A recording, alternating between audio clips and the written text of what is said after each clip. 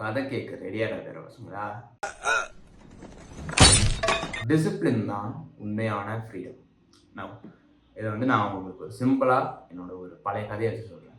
நான் சின்ன பையனாக இருக்கும்போது நான் அவ்வளோ பெரிய டிசிப்ளினான பையனாக இருக்க மாட்டேன். எனக்கு ஏதாச்சும் ஒரு அசைன்மெண்ட் தருவாங்க, இல்லை ஹோம் ஒர்க் தருவாங்க, நான் அதை பண்ண மாட்டேன். மோஸ்ட் ஆஃப் த டைம் நான் அதை பண்ண மாட்டேன்.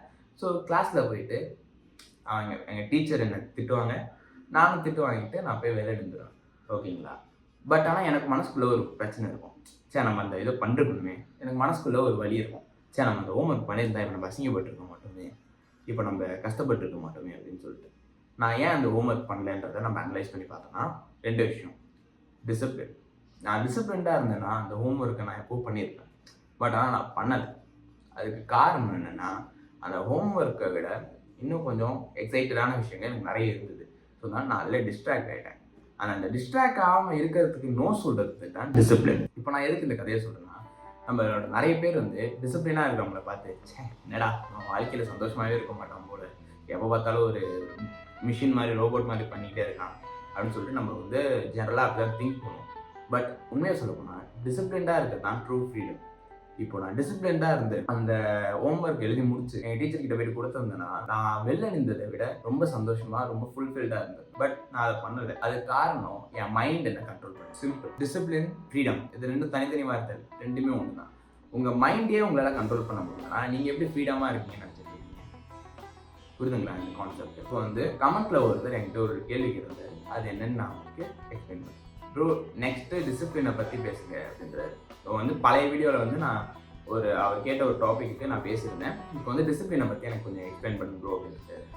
இவர் யாருன்னு தெரியல, என்கிட்ட நிறைய கேள்வி கேட்குறாரு. தேங்க்யூ ஸோ மச் ப்ரோ, உங்களால் தான் என் கண்டென்ட்டே ஓடுது. ஸோ பேசிக்கிட்டே என்னன்னா, டிசிப்ளின் ஒரு சிம்பிளாக ஒரு 1 லைனில் எக்ஸ்பிளைன் பண்ணணும்னா, இது நான் சொல்லலை, ஒரு கோட்டு தான் எடுத்து சொல்கிறேன். ஹம்சார் உங்களுக்கு எத்தனை பேர் தெரியல, அவர் ஒரு யூடியூபர் தான். Doing the hard work especially when you don't feel like. அதாவது தமிழில் சொல்லணும்னா, ஒரு கடினமான விஷயத்த நமக்கு பண்ணக்கூடாதுன்னு தோணுனதுக்கு அப்புறமும் நம்ம போய் பண்ணுறோம்ல, அதுதான் டிசிப்ளின். ஸோ பேசிக்கலி சொல்ல போனால் டிசிப்ளின்றது ஒரு சூப்பர் பவர். எனக்கு இப்போ பாத்திரம் தேய்க்க பிடிக்கல. பட் நான் பாத்திரம் தேய்ச்சேன்னா வீடு க்ளீன் ஆகும். அப்போ நான் என்ன பண்ணணும், போய் பாத்திரம் தேய்க்கணும்.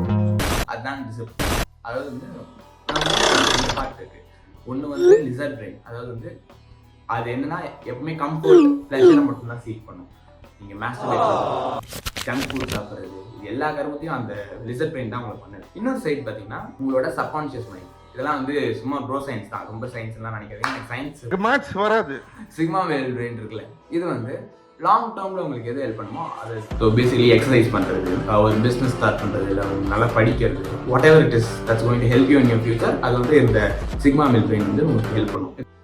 இப்போது நீங்கள் உங்களுக்கு பிடிக்காத விஷயத்த போய் பண்ணுறதுன்றது கஷ்டம்தான். ஸோ அதை எப்படி பண்ணுறது, எப்படி டிசிப்ளின் பில்ட் பண்ணுறதுன்னு நான் உங்களுக்கு ஒரு சிம்பிளான ஒரு வேர்ட்ஸில் சொல்கிறேன். ஓகேங்களா?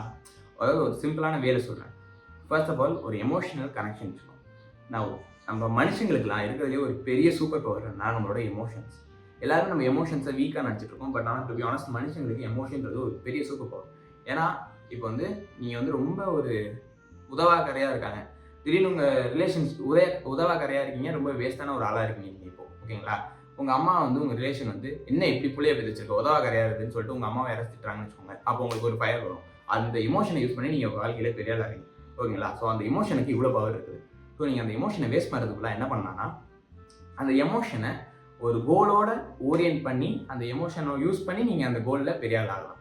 நான் யூடியூப்பில் டெய்லி இப்போ கன்சிஸ்டண்ட்டாக இருக்கிறதுக்கு காரணம், நான் ஒரு எமோஷனல் பேக்ட் பில்ட் பண்ணிக்கிட்டேன்.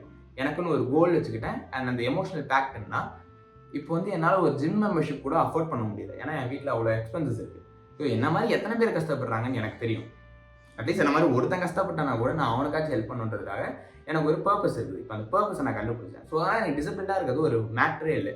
நம்ம எல்லாருமே டிசிப்ளினாக இருக்கிறது கஷ்டமான விஷயம் நினச்சிக்கிறோம். பட் டு பி ஆனஸ்ட், நீங்கள் எதுக்கு டிசிப்ளினாக இருக்கீங்கன்றதை நீங்கள் கண்டுபிடிச்சிக்கிட்டீங்கன்னா டிசிப்ளின்றது உங்களுக்கு தானாக வரதான் போகுது. புரியுதுங்களா? எப்படி அந்த பர்பஸை கண்டுபிடிக்குதுன்னு நான் உங்களுக்கு சொல்லித்தரேன். ஃபக் திஸ் இவெண்ட், FTE இப்படின்னு ஒரு மேட்டர் இருக்குது. என்னன்னா, அப்படின்னா ஒரு விஷயம் உங்களை வாழ்க்கையில் ரொம்ப புரட்டி போடும். அதாவது இப்படி பண்ணிட்டாங்களே நம்மள அப்படின்ற மாதிரி இருக்கும். அந்த மாதிரி ஒரு விஷயம் உங்கள் வாழ்க்கையில் நடக்கும்போது உங்களுக்கு ஒரு எமோஷன் பில்ட் ஆகும்.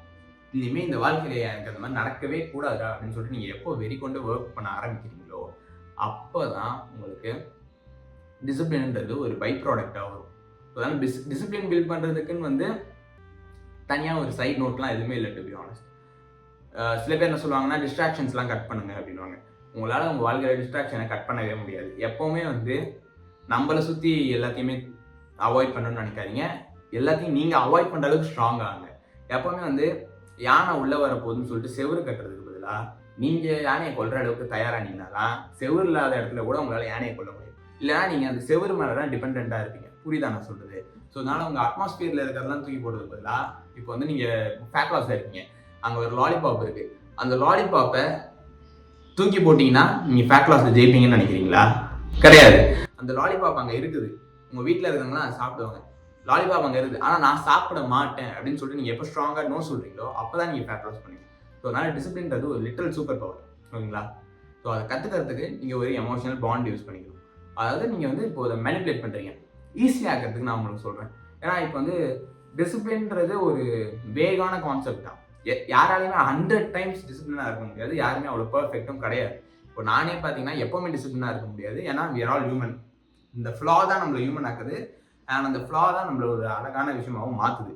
ஸோ அதனால் எப்போவுமே 100% டிசிப்ளினாக இருக்க ட்ரை பண்ணுங்கள். பட் ஆனால் 100% டிசிப்ளினாக இல்லைன்னு சொல்லிட்டு கவலைப்படாதீங்க. புரியுதுங்களா? இதுக்கும் மேலே உங்களுக்கு ஏதாச்சும் டவுட் இருக்குன்னா கமெண்ட்ஸில் கேளுங்க. ஏன்னா நான் வந்து இதில் ஒரு ஃபிலோசாபிக்கலான சைட் ஆஃப் டிசிப்ளின் தான் பேசியிருக்கேன். இன்னும் கொஞ்சம் சீரியஸாக உங்களுக்கு ஏதாச்சும் வேணும்னா கீழே கமெண்ட் பண்ணுங்கள். நான் இன்னும் கொஞ்சம் டீட்டெயில்டாக என்னால் முடிஞ்ச அளவுக்கு நான் டிசிப்ளினை பற்றி பேசுகிறேன். பட் ஆனால் டு பி ஆனஸ்ட், என்னதான் நான் டிசிப்ளினை பற்றி பேசினாலும் நான் சொன்ன டிப் இன்னும் ஸ்டாண்ட் ஆகுது தான். உங்களுக்கு ஒரு விஷயத்து மேலே எமோஷனலாக ஒரு கனெக்ஷன் இல்லை, அதை பண்ணியே ஆகணும்னு உங்களுக்கு ஒரு வெறி இல்லைனா நீங்கள் கடைசி வரைக்கும் அதை பண்ண மாட்டீங்க. புரியுதுங்களா? ஸோ நீங்கள் அதை பண்ணி தான் ஆகணும். So go head and start working on your goal.